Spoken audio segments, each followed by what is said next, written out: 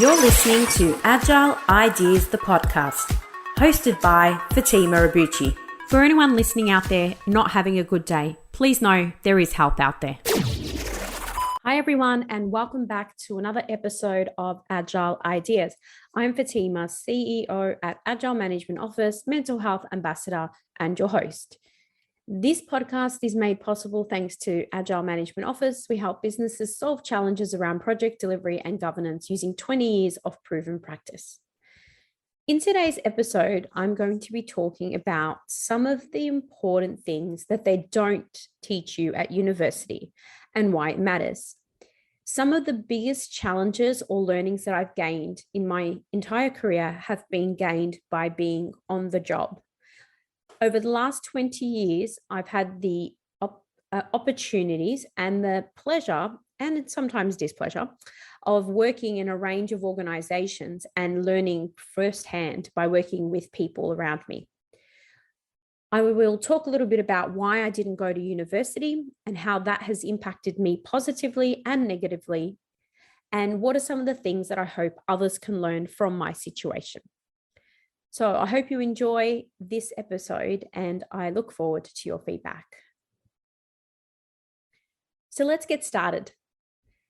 So where do we start? When we're thinking about university, there are so many pros and cons, depending on the career path that you're going to go down, particularly if you know what that is.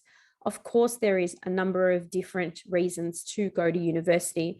And this podcast episode is definitely not an episode to tell you what to do or not to go to university. It's just purely sharing my experience, because for those who've listened to me for a while will know that I was not successful in attaining the right score to get into the university degree choice that I had made early on in my life.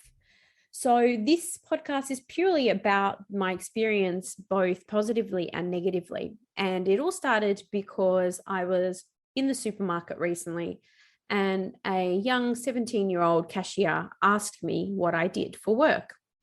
And I started to tell her that I was a project management consultant, that I ran my own business. At that point, she said to me, "Oh, wow, what university degree did you study?" And I said to her that I didn't go to university.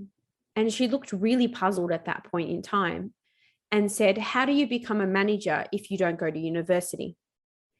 Now, obviously, she's quite young and perhaps not far off her possible path into either her career or university.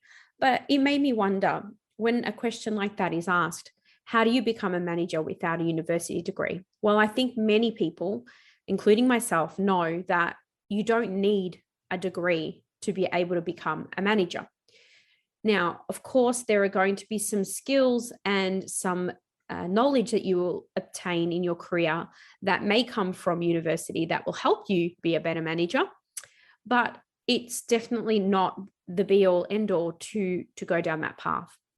So it had me thinking, and this isn't the first time that I actually have had a similar question, not always from a 17-year-old girl, and not always in the supermarket, but it made me reflect. And it's something that I've reflected on a lot over the years. As I said, university wasn't a choice for me. I didn't have the ability to go to university at that time in my life when I was 17, because I was unable to secure the right score. Now, there is a lot of different paths around university if you going back sort of almost 20 years when I was finishing high school or secondary college. And of course, there were some options that were put forward. But for me, just knowing that I didn't get the score that I needed to get, and I was quite a while off that, I was quite devastated. In fact, at the time, I actually didn't really know what I was going to do. Deep down inside, I thought I was going to do something in law or perhaps something to do with speaking. For example, thinking about watching people like Sandra Sully on the news channels growing up. I really liked what she did, and I thought journalism would be something that I would enjoy. At the time, I decided to put my chances in to be able to go into a law degree, but unfortunately, I wasn't able to secure that. as a result, I had to think about some other options. Now, I'm the type of person who is extremely proactive and energetic, and I really love to roll up my sleeve. I mean, even today, running a business with a team of 10, I'm always getting involved wherever I can and helping them out in our projects. There are different types of learners, and I'm one of those people that really, really needs to be hands-on. And it gives me a sense of satisfaction to be able to help people every day. So when I didn't succeed in securing the right score for university, I had a few choices. One of them was to try to get into university via a different path, or go away from university and go into an organization and do some sort of internship or traineeship, or go into sort of a TAFE course, which would help open some doors. So I did a little bit of the above. I ended up going to a TAFE course, and I, in some instances you would call it sort of a technical school. And I actually undertook some business administration courses. And I remember the course itself was initially a sort of within the first year. It was something that I was doing in a classroom environment, felt very similar to school, except we didn't wear uniforms. And I got to experience that social side of it as well, which is one of the things that negatively I missed out on, that I, appreciate from the university culture, that you get to be part of that experience. And then after a short period of time and finishing that TAFE course, I ended up being able to register my interest in a traineeship, which would have given me an opportunity to be a part of an organization. At the time, the organization was a 55,000 employee global organization. It was a manufacturing in the fast-moving consumer goods and also other packaged goods in industry. And I remember applying for it. It was actually really close to home, which was quite good, because back then, the idea of working further away was just something really new to me. Grew up in a really closed sort of family environment and had really strict parents. Well, my mum was quite strict. So, it was a really sort of a stepping stone for me. So I remember applying for the traineeship, and I was fortunate enough to get some sort of interview skill, sort of workshop experience beforehand. And fortunately for me, I was shortlisted and secured the role. So what that meant was I then had a year of additional learning, except this time I got to do it in a real life office environment. And I was actually able to complete a year course within 9 months, because I was being able to kind of be proactive and get further ahead in that. And it was really exciting, because the motivation for me at the time was, if I finished this course in the period of time that I had, I knew that there would probably be a good opportunity for me at the end of it. Well, that's what all my colleagues were promising. So I did get to finish that. And then I was at the time offered an ongoing position in a fixed term capacity. And that's where I started learning about contracting. Now, through that first working experience, it was one of the most sort of foundational work experiences. Being part of such a large organization is something that I wouldn't have changed, because I was effectively thrown in the deep end. And it was extremely rewarding to be able to be in an organization that is that large, because I had the pleasure of actually trying to figure out what everything meant. What is human resources? What is finance? I even followed the electrician around. It was so rewarding to actually get an opportunity to be part of so many departments. And as a trainee, they were very welcoming of that. I had a number of different managers during that time, and there was some really some really rigid rules in some instances, and in other instances it was a little bit more laid back. But ultimately, it was something that really set me up. And that was where I found out about project management and learned about project administration, which is where I started my project management and PMO career. But I've talked about that in other episodes, so I'm not going to get into that today. But one of the things that has been sort of a constant little bit of a dark cloud over me at least for the first sort of maybe 5 to 8 years of my career, or 10 years of my career, has been the constant questioning or challenge, particularly by recruiters who have, in a number of instances, questioned or challenged me on roles that I had applied for. And because I don't have a university degree, were sort of quite rude, in fact, about it.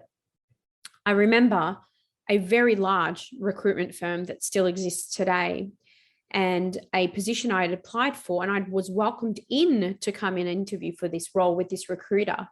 And it wasn't, not that far into the interview, and he turned around and just said to me, "You're not serious, right?" And I was really taken back, thinking, well, this is not a question that you normally get in an interview. And he said to me, "Do you really think that you're going to be able to do this job and you haven't even got a university degree?" And I remember precisely where I was. I remember what he looked like. And I just remember feeling so belittled at that point in time. It was really disheartening. And early on in your career, when you have that limited experience, you really don't know whether or not you're actually maybe a failure or not good enough because of comments like that. And that was one of the biggest points in my life where I thought, wow, I wish I did actually study in university, because it seems to be on every application and it seems to be requested everywhere. So there was many times where I would apply for roles where they would request a particular degree. In fact, at that time, I think almost every job, unless it was an admin job or an entry-level internship, traineeship type job, they were constantly asking for, a particular type of degree.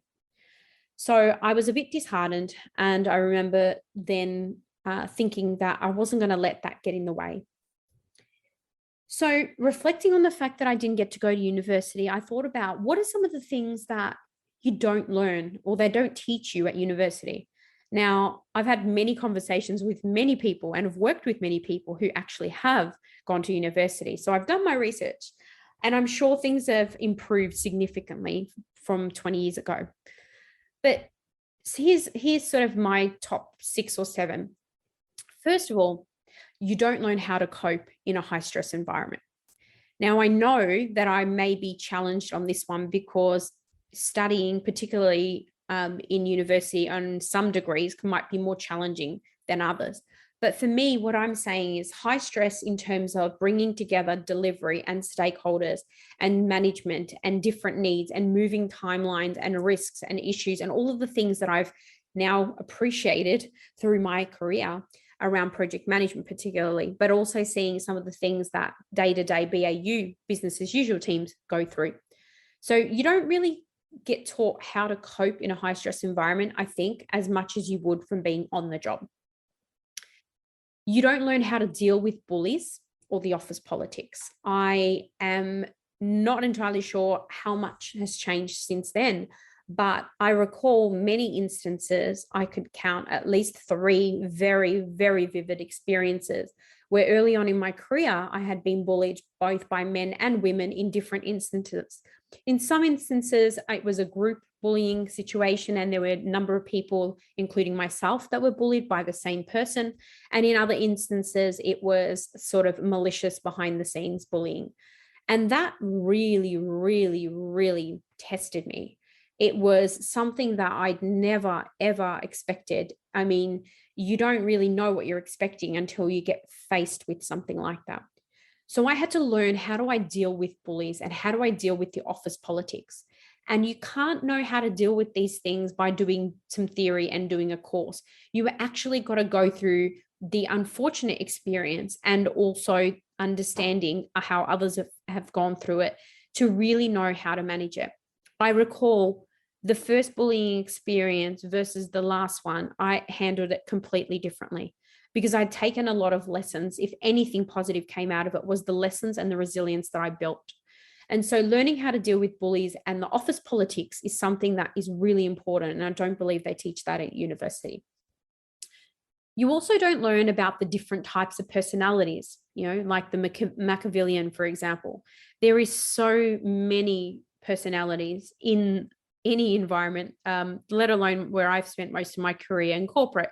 And the personalities that you deal with are so different. And learning to understand them, which I have a little bit more experience with now, especially being in the industry for this long, but also from obviously doing some reading and understanding how to manage different personalities, from, you know, the sort of the perfectionist, the office bully, in all sorts of different personalities, and just learning to understand what they are, and sometimes realizing that, you know, someone may come across not in a not so nice way, but that may just be because of other things that are going on, versus someone who's just constantly a negative person who's constantly putting others down.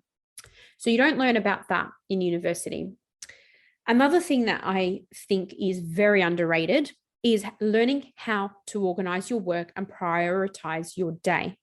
Now, the prioritizing your day, maybe they teach that, but learning how to be organized is so imperative, particularly in high stress environments. These days, there is so much going on, and particularly with managing remote work and family life. And, you know, some of us are going back into the office a little bit. There's just so much going on. You've got to take care of your own personal development. You've got to look after team members if you're a boss or you're running a business, you know, your family life, thinking about social events. There's so many things you need to think about. And learning how to be organized is being one of the best things for me personally that I've learned over the years by working through different scenarios and actually practically applying some skills and learning on the job. You know, when one person wants one thing and another person wants another, you got to learn how to prioritize whose request is more important. Do you prioritize it by the deadline? Do you prioritize it by the seniority and the hierarchy that you are working within, which is another thing that often you do not get taught. So learning to organize is extremely important, and I think it's very underrated. You also, speaking about stakeholders, you also don't learn how to manage different stakeholders. So we have so many different stakeholders, as I mentioned, personalities as well, but you have so many different stakeholder groups.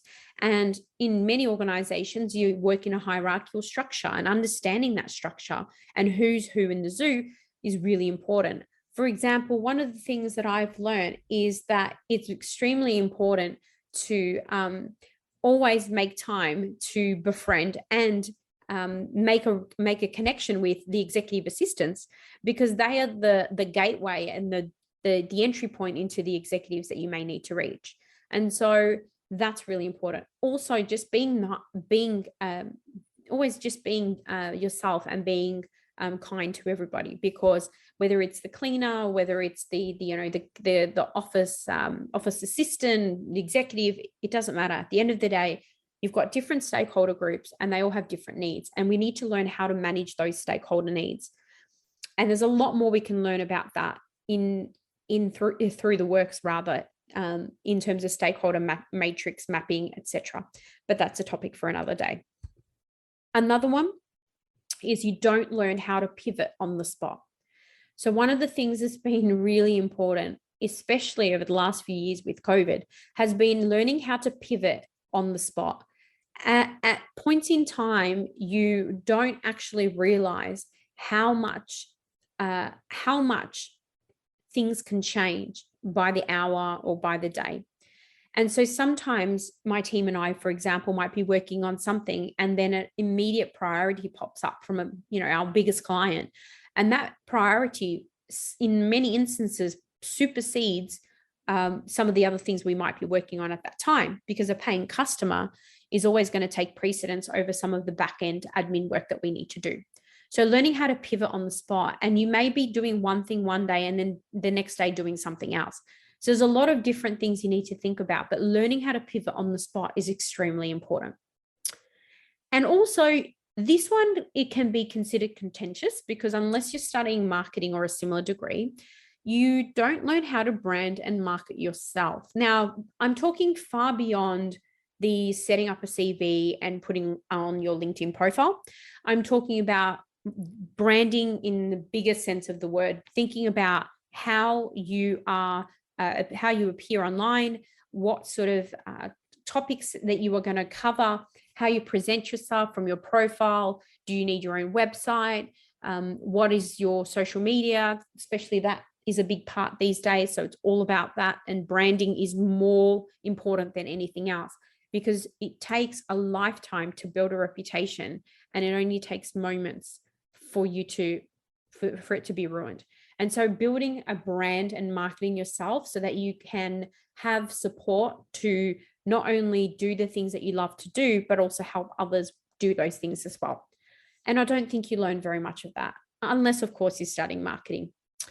So you see, there are many, many, many things that I think you don't learn from a university degree. Would I change it? No, I wouldn't. Did I miss out on a few things, particularly the sort of social aspects of university, or maybe some of the deep down theory in particular topics? Yes, of course. But these days, so much is accessible all over the internet, and it makes it a lot easier to access some of that information. I know that if I'd gone to university, I probably may have avoided a few mistakes and lessons along the way. Perhaps I would have been better at my financial management than I was early in my career.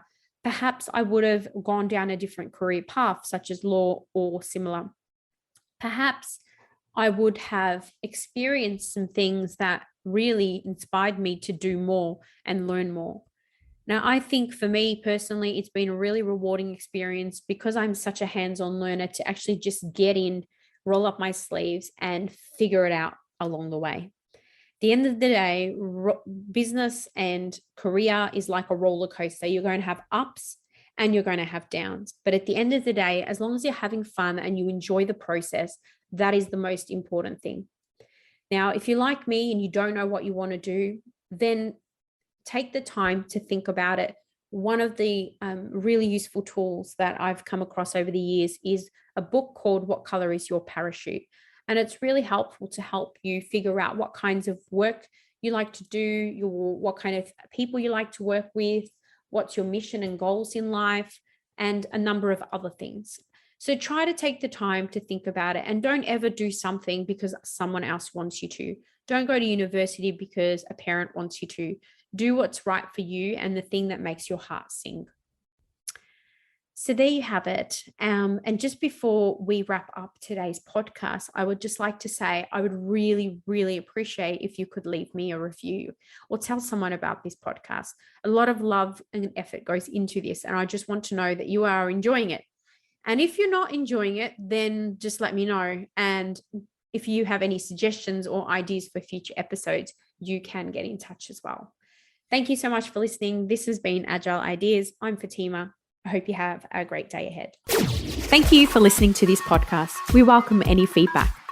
Please let us know by going to www.agilemanagementoffice.com/Agile Ideas.